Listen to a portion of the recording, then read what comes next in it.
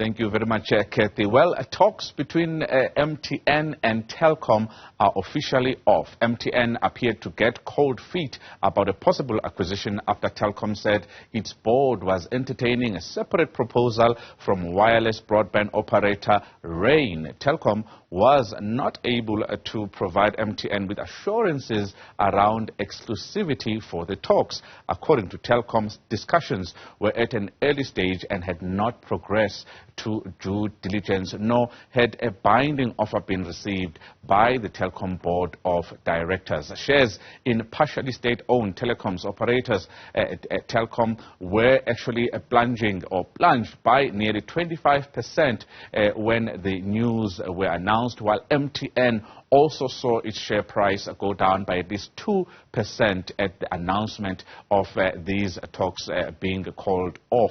Spiwe Chireka is a telecoms analyst, and she joins us now to unpack what this demise means for the telecoms industry and basically what would have been the creation of South Africa's biggest telecoms company to rival Vodacom. Thank you very much, Spiwe, for joining us this evening. It's a pleasure. Thank you for having me. So MTN basically told Telkom, don't speak to anybody else, including Rain, while we are talking to you, or the negotiations are over. It seems that this is something that is unusual, but what do you make of the demise of this particular possible deal that would have been quite an exciting one for the market? Yes. So, I mean, there is an element of disappointment because a few months ago we had all gotten very excited, right? That yes, it is finally happening, because you find that with any telecoms market, there's what we call like a threshold. Like there's a certain threshold of the number of players that it can hold. And beyond that threshold, you'll find that there are some that are at the complete disadvantage, or they don't really make a difference, being in the market. So on the one hand, it would have been interesting to see, the emergence of a new formidable competitor such as Vodacom. Not to say that MTN in itself is not, it actually is, but it would have been wonderful to see another, big player emerging from the market. However, I guess as with, with any deal, right, according to MTN though, it was like a pre-agreed condition, or at least a pre-agreed part of the process, that while we are actually negotiating, can we at least commit the negotiations to being just between the two of us? And of course, it's not like Telkom is legally bound or they must do it. And so I guess when the other offers came in, Telkom decided to look at it. And I mean, this latest round of developments is like, wow, Telkom is becoming like that really elusive college opportunity, because it's not the first time that we've gotten, excited about, a possible, whether it's a Telkom acquisition or a merger, whether it's between Cell C and Telkom, whether it was, Korea Telecom looking to purchase Telkom many years ago. So I guess we are here. And again, we still have 4 operators in the market. And yeah, we'll just have to wait and see if anything does come out of the offer from Rain, or the other offer that's on the table for the government stake in Telkom. So yeah, again, very interesting development. Yes, Telkom basically telling MTN that I don't see a ring on this finger. I'll talk to anybody I want to talk to. Let's talk about Rain, that offer from Rain. There has been some reports, particularly one by Business Tech, saying that according to those who are closer to the deal, this particular merger would not have actually been possible, or would not have satisfied the competition authorities in the country.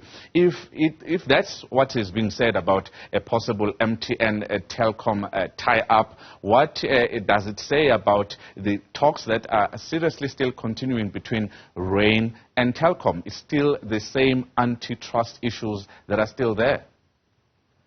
Right. So they may play out slightly differently, right, the antitrust issues. So you're right that antitrust issues, you see them, across the board. They would come to play, but they'll play out differently. So one of the things that antitrust or competition law seeks to really look out for is that we are not creating, it's like, say, replacing one monopoly with another, or we are not creating an unfair position in the market. So, for example, it has to make sure that, say, a merger between, say, Vodacom and Cell C or Telkom and MTN would not create an inherent disadvantage whether to Cell C or to Vodacom, that they still have a fighting chance, right? So they have to look at that. So when you look at already the size of MTN and the fact that it is part of a duopoly, a technical duopoly in the market between themselves and Vodacom, then to then allow them to absorb another player, yes, that was going to really be cause for scrutiny. They also have to look at things like, okay, once MTN does acquire Telkom, right? What is the plan around Telkom? Right? Is it one of those where, I mean, you got to consider a lot of things, whether it's employment issues, whether it's, call it the competition issues, whether it's that, are we going to just have Telkom completely disappear or be broken up into pieces, or that they only take a part of it and then get rid of the rest. So there's a lot that comes into play there. However, when you look at someone like, say, Cell C merging with Telkom, for example, that deal may actually pass the competition aspect, because what happens is when you look at our market now, we've got 4 players with 2 in a duopoly.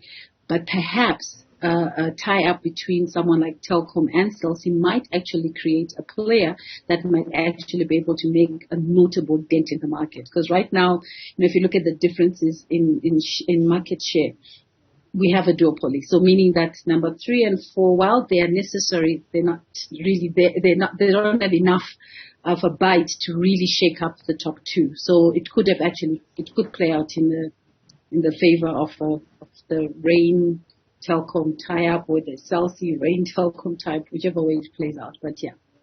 Spiwe Chireka is an independent telecoms analyst, talking to us about that deal being called off, the possible deal between Telkom and MTN. Whether consumers are better off now that the talks are off, it still remains to be seen.